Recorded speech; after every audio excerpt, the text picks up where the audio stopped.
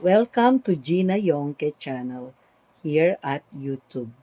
So today I would like to thank everyone who has been supporting our channel for a long time now, for how many years that I've been here in the YouTube. So good morning here in the Philippines, wherever you are. Good afternoon, or whether it's evening, good evening. Assalamualaikum, and to everyone. May you have a beautiful and pleasant day. For today, we'll talk about timing. So, are you waiting for an answer to your prayer and it's been a while that it's not being answered? What I can say is that there is the right timing provided for everything that we are asking for in our prayers.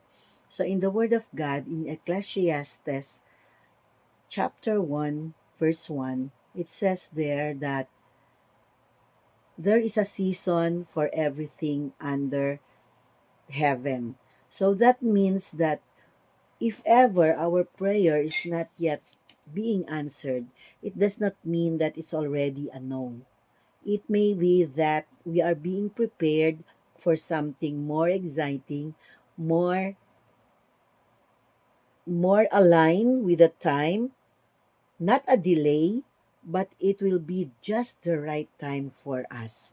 So it can be a preparation where we are ready to receive the answer to our prayer in such a way that we are also mature enough to receive that blessing. We are already responsible enough to do what it takes to receive that blessing and all the things that will be right and just the right timing in all the circumstances that we will have.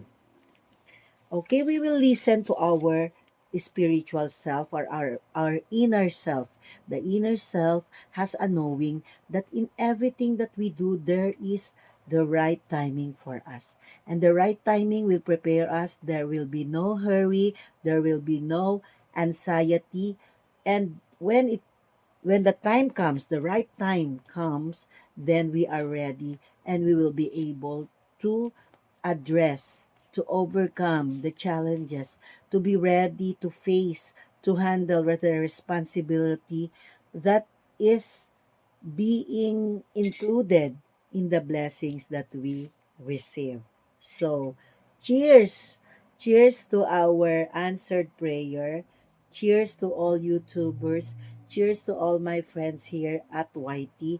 You are all appreciated for all the things that you are doing, for all the things that you are watching me here, your comments, everything, your reactions, your your understanding and your comments. By the way, did you already receive the answer to your prayer? Is it a yes? Is it a no? Is it waiting? Or is it wait for the right time?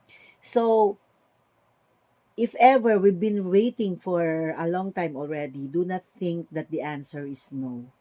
For all you know, there is an unfolding. There is just like when we bury a seed under the soil, we will wait for the right time for it to grow. So thank you very much. Let's cheers to that. Let's have our milk, our tea, our coffee, and mabuhay, more power to all the YouTubers. God bless everyone.